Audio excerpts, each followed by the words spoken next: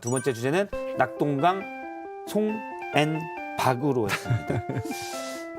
낙동강의 수식어를 굳이 설명을 드릴 필요는 없을 것 같고요. 예. 이거 좀 국어 사전을 바꾸든지 좀 바꿔야 돼요. 아 그래요? 제가 이제 낙동강 전선, 하고요. 낙동강 전선의 지역구 아닙니까? 우리가 낙동강 벨트라고 이야기하는. 근데 이게 무슨 이도저도 아니고 여기서도 버림받고 저기서도 버림받은 걸 낙동강 오리알이라 그러잖아요. 예. 이게 굉장히 잘못된 거죠. 낙동강이 얼마나 많은 생명을 품고 있는 아주 풍요로운 강인데 그렇죠. 예. 아쉽다는 생각이 듭니다. 뭐 다른 특정 강으로 하긴 좀 그렇고 예. 일단 송영길 전 대표와 박주민 의원이 이번 지방선거 서울시장 공천 대상에서 배제하기로 민주당의 전략공천위원회가 결정을 했습니다. 여기에 대한 송영길 대표의 반응부터 보겠습니다. 송영길 당대표가 대선에 책임을 지고 출마를 못한다는 논리는 네.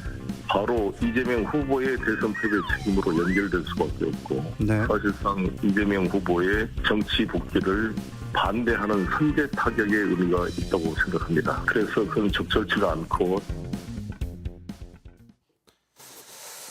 일단 뭐 송영길 전 대표 어제도 저희가 인터뷰를 했는데 바로 이렇게 공천 배제 결정이 나면서 민망하게 돼버렸습니다. 송영길 전 대표 입장에서도. 근데 최종 결정은 아니죠. 최종 결정은 아니죠. 오늘 비대위에서 최종 그렇습니다. 도장을 찍은 건 아니죠. 근데 보통 우리가 그 공관위에서 결정을 하면은요, 그게 거의 최종 결정이나 마찬가지예요. 왜 그러냐면 그 비대위에서는 그 비대위가 최고위나 마찬가지잖아요. 예. 지금 민주당의 경우에는. 그러면 거기서 만약에 그 오케이 하지 않아도 사실 다시 공관위로 넘어갔다가 다시 공관위에서 결정하면 그거는 비대위에서 아마 손 못 대는 걸로 제가 알고 있는데 예. 그렇기 때문에 결국은 공관위가 지금 그 최종 책임을 지는 거거든요. 근데 결국 이게 뭐냐면 개파 싸움이에요. 왜냐하면 서울시장 선거는 제가 볼 때 민주당이 이긴다고 생각을 못 하실 거예요. 그러면 개파 간에 이재명 그 전 후보를 지지하시는 분들과 그 이재명 후보에 반대하시는 분들, 이 개파 간에 저는 전쟁을 하고 보여지거든요. 결국 뭐냐면 공관위원장이 되게 중요한데 이 이원욱 공관위원장께서는 반 이재명 인사잖아요. 그러니까 결국은 뭐냐면 비대위와 지금 공관위의 권력이 서로 나뉘어져 있다 보니까 저는 이런 일이 벌어졌다. 이렇게 제가 관전평을 드립니다. 네. 반전평이고 이제 안에서 내부의 목소리를 들어보도록 뭐 하겠습니다. 관전평 고맙습니다. 고맙고 다만 최근에 이제 김진태 의원하고 그 황앵카 강원도지사 황상무 그러니까 이제 이 공천과 관련한 절차와 과정이 국민의힘과 민주당이 크게 다르지가 않습니다.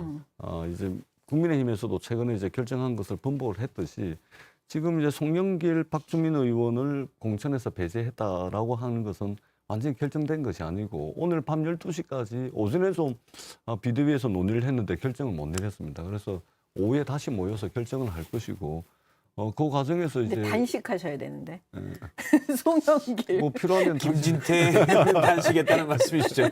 그러니까 그거는 뭐 김진태 의원처럼 이제 뭐 좀 그런 분들은 단식하고 할 텐데 아마 뭐 단식까지는 가지 않을 것 같고 비대위에서 잘 결정을 할 겁니다. 그래서 최대한 넓은 좀 인재풀을 가지고서 의견도 좀 구하고 박영선 전 장관한테도 이제 출마를 요청을 했다는 거 아닙니까? 경선을 전제로. 그렇기 때문에 최대한 좀 사람들을 있는 사람들 다 놓고 그리고 가장 경쟁력 있는 사람을 선택을 할 겁니다. 근데 저는 이 의사결정 과정이나 이런 게 조금 잘 이해가 안 되는 게 자, 전략공천위에서 송영길 전 대표 박주민은 배제라고 했어요. 공관위에서 예. 공관위에서 전략공천입니다. 예. 일반 공간이하고 전략공천이 또 틀립니다. 전략공천이더라고요. 저도 헷갈렸었는데 찾아보니까. 전략공천이 그래서 저도 아쉬운 게 마찬가지 똑같아요. 근데 이게 비대위하고 좀 상의를 했어야 되는데. 예, 그럼 이미 공천위에서는 전략공천 배제, 두 명은 배제라고 해놓고 다시 비대위에서 아니야 이 두 분도 같이 해서 해라고 결정을 했어요. 그럼 만약에 공천을 받았어요, 경선에서 이겼어요. 그러면 유권자 입장에서 볼 때는 아니 자기들이 아니라고 해놓고 다시 내는 건 뭐야 이렇게 되는 거예요. 그래서 사실은 이 전략공천위에서 이런 결정을 내릴 때는 비대위하고 좀 사전에 교감이 좀 있거나 논의의 자리가 좀 있어야 되는데 그 과정이 없었거나 아니면 그 과정이 좀 이게 뭔가 좀 꼬였거나 그러지 않고서는 이런 결정을 내리기가 사실은 어렵거든요. 아니죠. 보통은 이 여의도 정치판이라는 게 권력을 나누지 않아요.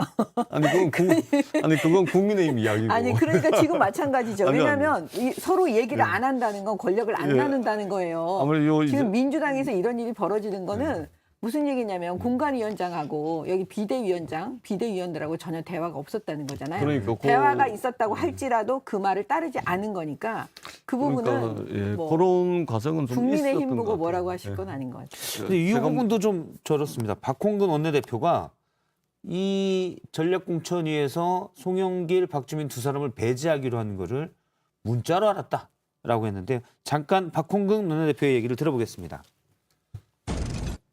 여러 가지 현안이 많아가지고 사실 비대위에 좀 제대로 참석을 많이 못하고 있습니다. 저도 문자를 통해서 우리 전략공천위원회에서 논의가 됐다는 이야기를 간접적으로 알게 되었습니다. 또 박주민 당사자인 그 이제 법사위 간사가 오셔가지고 자기도 이제 그 기사 보고 알게 됐다, 문자 보고 알게 됐다 이렇게 해서 되게 좀 당혹스러워 하더라고요. 두 분이- 저는 이제 유료를 해드렸는데. 예, 민주당 원내대표 박홍근 원내대표면 비대위에서도 비대위원장 다음 자리인데 네, 그렇습니다. 예. 전혀 모르고 갑자기 문자로 받았다라고 해서 갑자기 법사위 간사인 박주민 의원이 이게 뭐예요?라고 예. 물어보는데 당황스러웠다라고 했습니다. 박주민 의원은 페이스북에 글을 올렸는데요. 전쟁 같은 법사위 중에 땡땡땡 이게 뭐냐 뭐 이런 의미겠죠. 나는 정말 열심히 이른바 이 형소법 개정안 등을 위해서 노력하고 있는데 공천 배제 결정을 문자나 기사로 알았다. 그러니까 이게 뭐냐면 그 개파 전쟁이 이렇게 무서운 거예요. 어. 과거에 국민의힘 내부에서도 저는 사실 그런 상황을 많이 봤는데 민주당도 똑같은 거예요. 사실은. 예전에 친박 개파로부터 친박- 많이 당했죠. 정미경 최고위원이.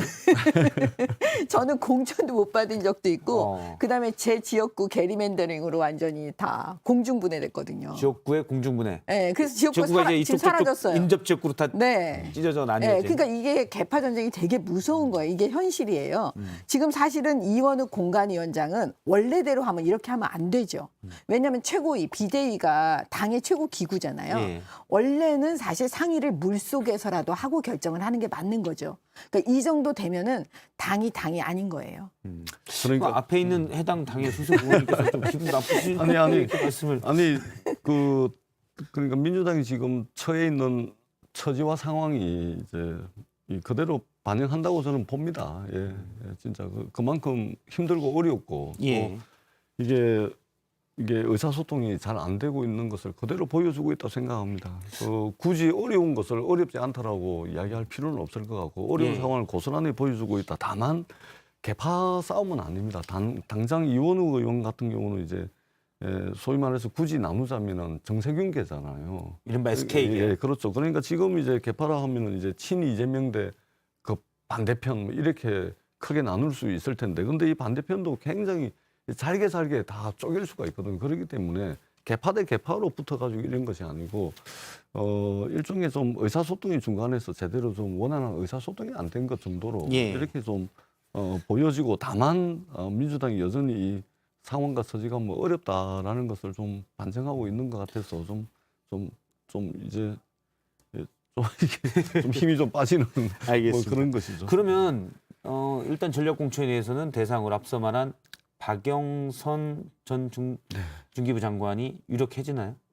오늘 이제 그러니까 뭐 제가 직접 만나보지를 못해서 뭐라 말씀드리긴 그렇습니다만, 아마 경선에 참여하라 그러면은 그럴 가능성이 별로 없을 테고, 예. 전략공천을 준다면은 뭐 고민을 해보시겠지만 어떻든 다양하게 대선에 나왔던 분들부터 시작해서 좀 출마에 관심 있는 분들까지 전부 다 해가지고 다양하게 좀 의견을 수렴을 해가지고 오늘 밤 12시까지 어떤 식으로든 오늘 넘기기 전에 결정을 한다니까, 예. 비대위에서.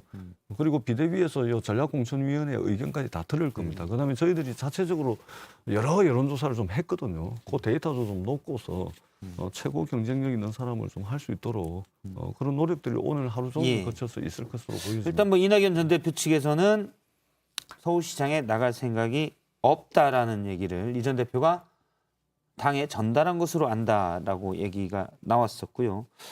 최근에 이제 박영선 전 중기부 장관 경우는 좀 활동이 좀 많아지는 듯한 모습이 좀 있었습니다. 예, 또 하나가 있습니다. 일단 비대위에서도 물론 뭐 독립적이라고도 볼 수 있고 각자 뭐 내부의 쓴소리도 나오는 거라고 볼 수 있는데 박지원 공동 비대위원장이 노영민 전 대통령 비서실장이 충북지사로 단수 곡청 받은 거에 대해서 상당히 강도 높게 비판을 했습니다. 들어보겠습니다. 동일한 잣대를 적용해 노영민 후보도 탈락시키든지 그것을 못하겠다면 서울에 공천 신청을 한 예비 후보가 모두 참여한 공정한 경선을 해야 합니다. 서울시장 선거는 경선을 하지 않겠다는 건 패배 선언과 다를 바 없다고 생각합니다. 예, 박지원 전 공동비대위원장의 경우는 처음에 송영길 전 대표가 출마하겠다는 걸 강하게 서울시장 후보에 출마하는 걸 강하게 비판했다가 네. 이왕 출마했으니 그럼 경선을 하자라고 했는데 어제 전략공천에서 배제하자 이를 또 강하게 비판했고 그러면 지난 대선 예를 들어 부동산 실정에 책임 있다면 노영민 전 비서실장은 왜 공천했냐라고 따져 물었습니다. 어떻게 보십니까? 그 박지원 비대위원장은 지금까지 그 민주당 내에서의 어떤 개파로부터 그래도 좀 자유로운 분이잖아요. 그러니까 그냥 보이는 대로 사실은 말씀을 하시는 거죠. 때로는 그게 정답일 수가 있는 거예요. 예. 뭐 매번 다 정답이라고 제가 말씀은 못 드리지만 보세요. 사실은 그 송영길 대표에 대해서 그 컷오프 시킨 이유는 결국은 뭐냐면 대선 패배에 책임 있는 자가 어찌 감히 금방 나오냐 이런 논거일 거예요. 안 봐도. 예. 그러면 결국 뭐냐면 전민현 최고님 신났어요. 아니 신난 게 아니고 상대방의 불행은 나의 행복이다. 예, 정치권에. 전재수 의원이 생각해서 좀 봐드리는 건데 지금 그다음에 노영민 그 이제 전 비서실장은 충청북도에 지금 전략공천 단수공천을 한 거잖아요. 민주당이. 그럼 생각을 해보세요. 그분도 부동산 그 정책에 책임 있는 문재인 정권의 대표적인 분이에요. 근데 그런 분에 대해서는 책임을 안 묻고 송영길 대표에 대해서는 책임을 묻고 그러니까 지금 박지원 비대위원장은 이거 좀 안 맞지 않냐. 그냥 예. 이렇게 보이는 대로 얘기한 거예요. 이것도 사실은 쓴소리를 하시는 분이 있어서 다행인 거죠. 그러니까 당의 입장에서 볼 때는 누구는 되고 누구는 안 되고 예를 들면 부동산 정책에 책임 있는 사람이 어디 한둘이겠습니까? 그건 맞는 말씀이에요. 예. 그러면 그 사람들 전부 다 그러면은 선출직 공직자 선거에 안 나가야 된다 이런 논리가 될 텐데 그러기에는 그것도 맞는 말씀이에요. 지금 다 나오지 말라는 말씀이신가요? 그러니까 민주당 뭐 지금 문 닫으라는 이야기.